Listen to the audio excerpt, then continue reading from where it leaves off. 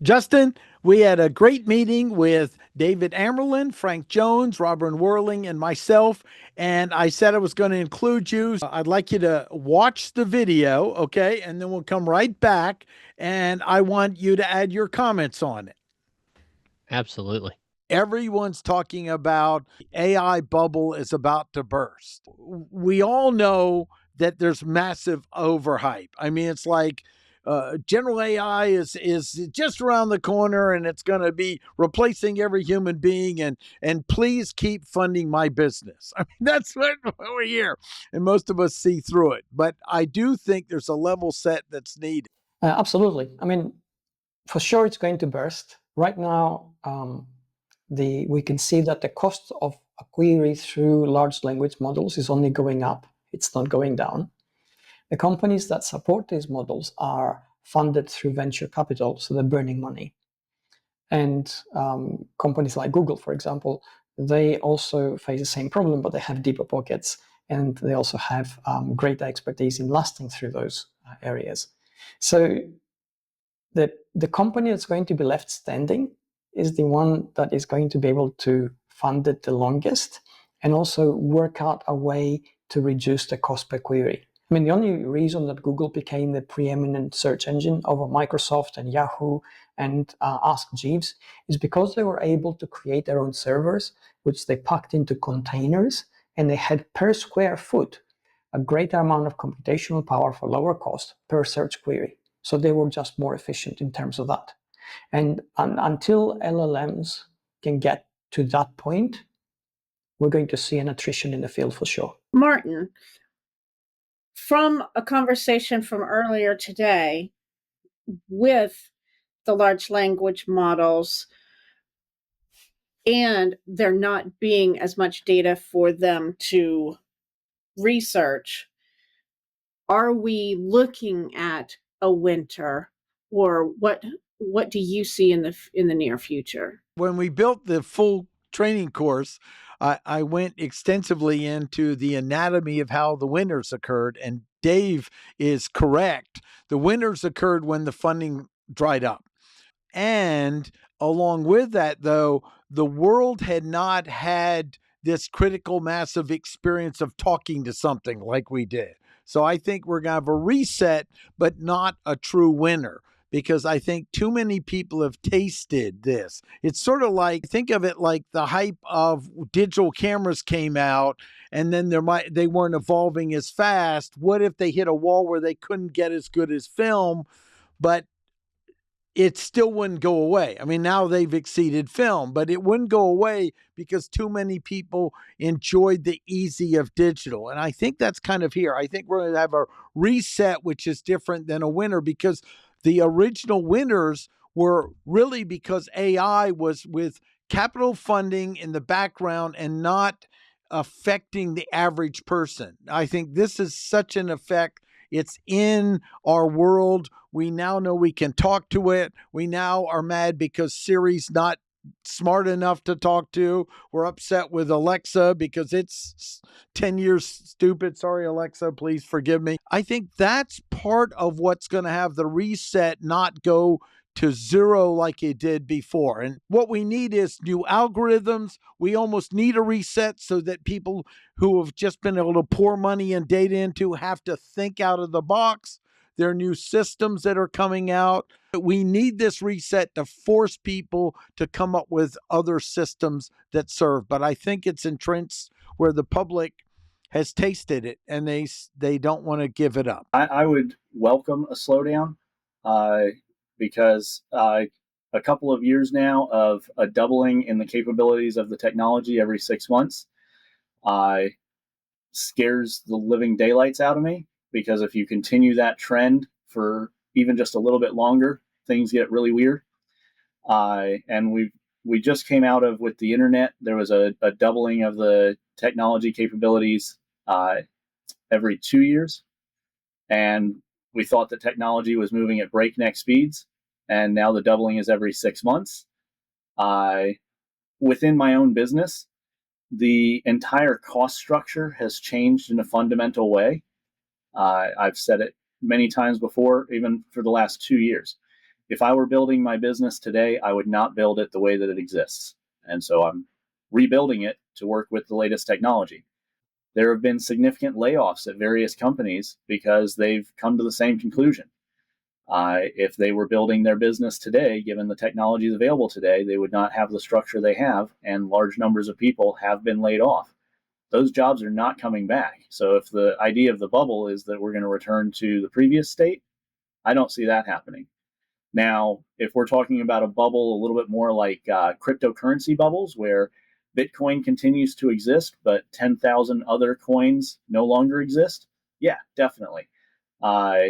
The core language models are finding valuable services that were basically a wrapper around the language model, and then they're just making it a central feature, and that entire company goes out of business overnight. That makes the market very frothy in the language models. But the idea that the core models go away or that the business models return to previous normals from 3 to 5 years ago, I don't think that's happening. If anything, I see that trend continuing and speeding up exponentially going into the future. We just fundamentally don't need as many people in a lot of knowledge work sectors.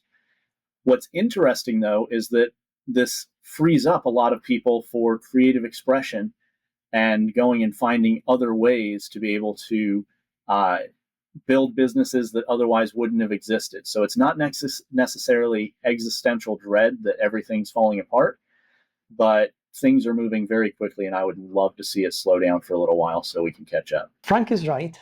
There will be an attrition in the field. Companies will go out of business. Models which have deep pockets will be left standing.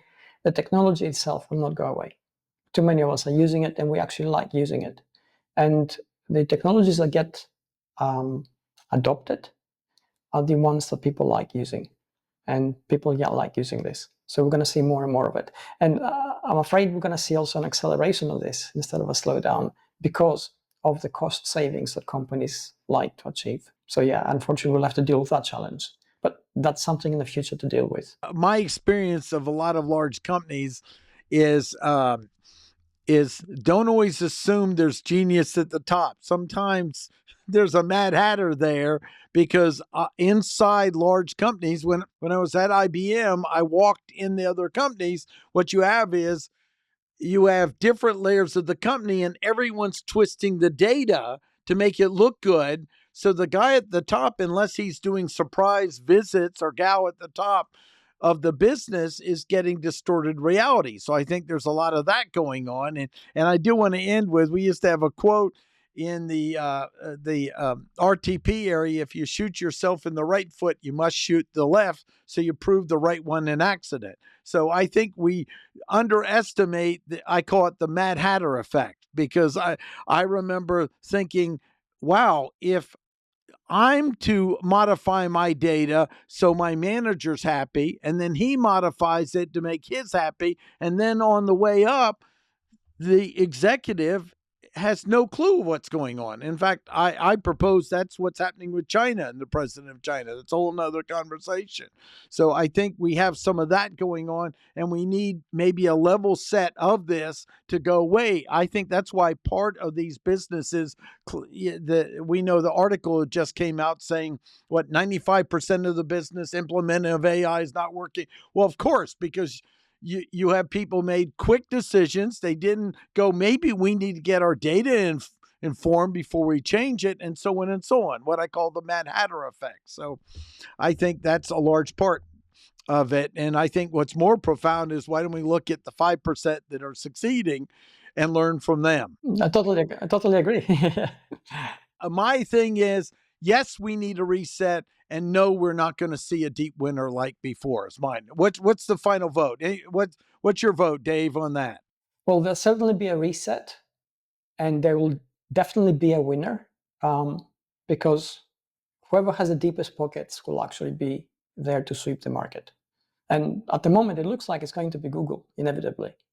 But we might be surprised. Frank, your vote? I would actually counter that.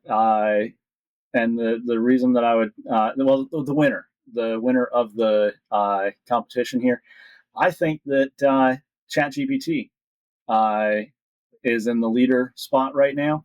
And the reason is that whenever I talk to a variety of other random regular people, they don't know what a language model is, and they connect AI with ChatGPT. So it's kind of like being in the Coca-Cola position where every soda is a Coke, or the tissue position where every tissue is a Kleenex.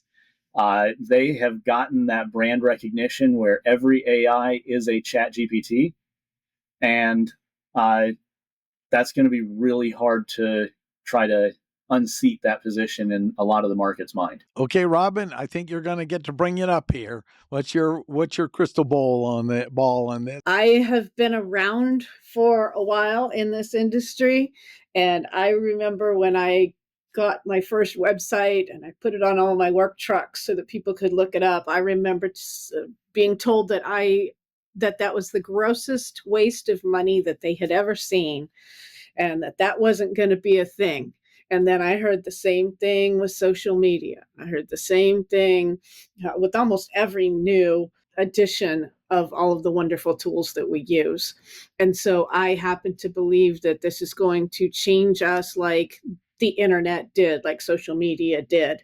How we make sure that we learn and grow, and we make sure that our focus stays on making sure that small and medium businesses have a voice in a very, very noisy field is a good thing to focus on, instead of all the negative connotations and the negative things that it could do as well. So, Martin, I saw the video and I'm not surprised with that panel. That was a good discussion. I do have some thoughts on the matter myself, as you know, watching it and what you and I do with training and talking. So, like Frank, I do agree. I don't think a winter is going to come, but I do think a slowdown may, and I think it's necessary. We can see to a degree that AI is kind of getting out of hand, not in really the tool itself, but the application of it really. We've seen a meltdown within the workforce and hiring, layoffs, things like that. We're starting to see that certain companies are really losing control of the ethics of it with questionable chatbots and miners and things such as that. I really think we need to slow down, really kind of tighten things back up and then bring it together. And really, yes, I agree that time savings are fantastic. That's one of the big things I focus on in consulting and working with educators, but we can't be limited just to time savings. And so when you look at basic economics, I mean, look at a home budget. You can only save so much money before you're forced to make more. And so it's the same thing. We have to make sure that we're really tracking the correct KPIs. Are we looking at just saving time, or are we looking at creating value? Because if we're looking at just saving time, at some point we're going to become so efficient that it's really not going to be beneficial anymore. But if we can take just basic economic practices, basic business practices, and figure out, yes, become more efficient, but how to use these tools to create value, that's where the key is. And I think a lot of companies are focused so much on efficiency and processes and saving time that they've lost track. And now we have seen some companies that have really excelled in this, and they're using it to, shape decision making with data-driven decisions. Of course, with human in the loop, they're looking at driving collaboration. How can they use tools such as transcription tools, things like ChatGPT, to drive collaboration in just the breadth of what's capable to empower teams and to make things more efficient on, say, project management. And then improving workflows. There's tons of workflows out there that can always be improved. Some companies have workflows that haven't been touched in 30 years. They're probably older than I am. And how can they use AI to streamline those, improve them, which is both going to save time and it's going to drive value and increase production, more lean practices, maybe saving a lot of inventory. And so there's companies that are winning at this. However, and you've heard me talk about this before, an area that really has just grabbed my attention lately has been with some of these Nordic countries, such as Finland, Sweden, Norway, and Denmark, because what they're doing is they're both applying it for efficiency and they are actively creating values. So they're strategically aligning AI initiatives with business strategy. They're focusing on human-centered workflows and augmentation and governance. They're focused on transparency, the responsible and ethical use of it, and including their people in governance. And what we see there that we still aren't seeing that well throughout the rest of the world is an example with the Nordic Council of Ministers, where they've really created an AI regional framework that focuses on ethical standards, on effective scaling, and shared governance. And so we see in the US, there are efforts out this. We've seen the White House strategic plan. We've seen individual companies laying out their own governance plans, but we've yet to really see one unified front on this. And even in the EU, there are still some things there that could be improved. You also see skirmishes with the EU AI policy and companies like Apple and Meta, to where I think it was Meta that just flat out said they're not going to do it, but they're still going to operate. And so we have to really look at, when we're looking at, is there going to be a winner? Is there going to be a slowdown? You have to look at always, where's the money going? What money is coming back in? What's the ROI? That's basic.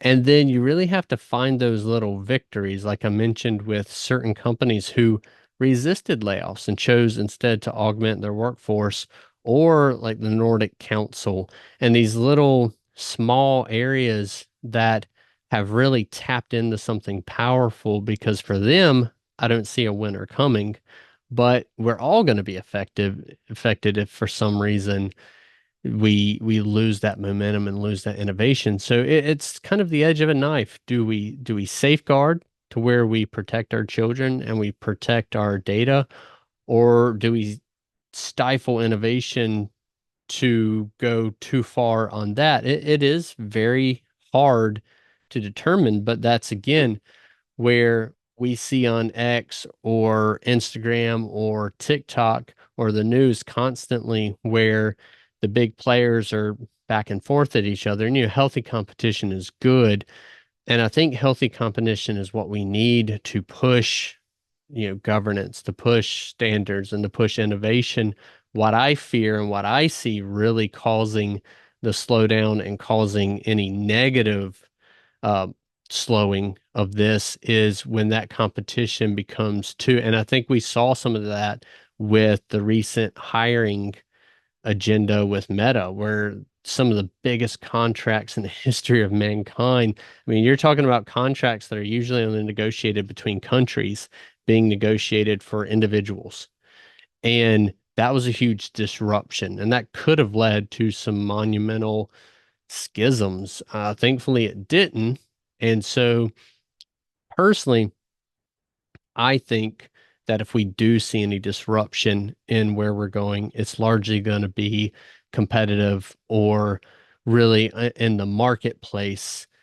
And, whether that be corporate espionage, stealing everybody else's people, or a unfortunate massive scandal or ethical issue.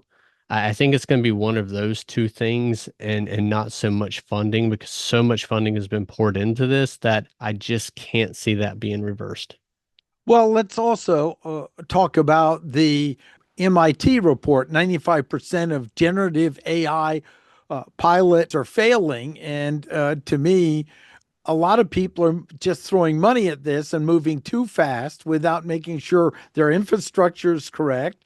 They're breaking it into smaller groups. They're giving their people sufficient training to use it, which is what we work on. And when I look at these reports, I look at, what about the 5%? And in my experience, they're doing what we recommend: break it down, do small tests, make sure it integrates, make sure your own system is analyzed well enough to be able to handle it. You can't just take everything you have and throw it into it. So I think that's going to be good for this to occur because we do need a level set. Then, as we've said in the meeting, everybody's trying to hype it so they get the funding up. That's going to reach a saturation point, and normally that would go into a deep winter, but I think there's so much already established people gaining benefit and aware of it that I think it's going to reset to a level we need and then have healthy competition working to even it out. And that's right. And there was some good discussion on that as well, because the ChatGPT, I'm stuck on the ChatGPT because the ChatGPT stuck on me, the Band-Aid brand jingle. It's a great point because, again, you and I have seen it when we teach classes where we have a section that really goes through the big hitters, Gemini, Copilot, Claude, all these different ones. And even after we introduce people to all of those, they revert right back to ChatGPT. And so again, they were the ones, they took the chance, they got out there, they got the brand recognition. What does that look like if ChatGPT were to go under tomorrow and they weren't on the board anymore? I don't think that's going to happen personally. It's controversial, but when you take it at face value, the process that Sam Altman is trying to set up to where he has the full closed system from beginning to end, I think that's a smart move in this marketplace, because when you're looking at some recent happenings where API connections have been cut off because they've been a little bit too comfortable, or companies that were working together ended up competing for contracts, and then those relationships break down. When you have these systems that are reliant upon competition, that makes me a little nervous on what that looks like if there's a bad breakup or something like that, and it really hurts the infrastructure. And so I really do believe when we're looking at AI and any disruptions, it's almost, everybody talks about the first company to hit AGI. And I really do think that's important, because the first one to hit AGI is going to suck up all the money. I feel like everybody's going to shift to them. But really, one thing that really sticks with me is it's almost the company that truly gets or reaches the holistic cycle to where they control every aspect of production. I think that is really going to be a key milestone as well, because then you'll have something that isn't typically found, for example, with the iPhone right now. People may say, okay, Apple really has that right now. They have the iPhone, the iPad, the MacBook, and everything, but they don't really have their own AI system. They're relying on Google, which is interesting because Android. And it just shows you one of those relationships. And so you imagine if Apple had the best AI around inside their infrastructure, that would be monumental. But again, even someone like Apple doesn't yet have that, whereas OpenAI is aggressively pursuing that. And you can imagine if you had an OpenAI computer, an OpenAI phone, and everything was fully encapsulated, what that would look like, and then the funding that would draw in that could promote them to AGI. I know many people would disagree with me on that, but for some reason that really just sticks with me. Yeah. And some of this is still the wild, wild west, but that doesn't mean you shouldn't learn about it, because it's the traveling caravans are still going out there. They're going to be settling things. They're the people that are learning it in ethical and appropriate ways, to me, are going to have the competitive advantage. That's why your and my mission of supporting North Carolina in having a competitive advantage, both ethically, financially, and profitably in AI, is so important, because I'd love to see some state-by-state competition, and let's keep moving and learning. What I invite people to do is add their comment as well. This is a discussion we want to start and hear what you have to say about it. I think, again, it's going to be a reset that's needed, but it's not going to be a down to zero. I agree. Remember to click subscribe and the bell to see future videos. And this is Martin Brossman And Dr. Justin Rose.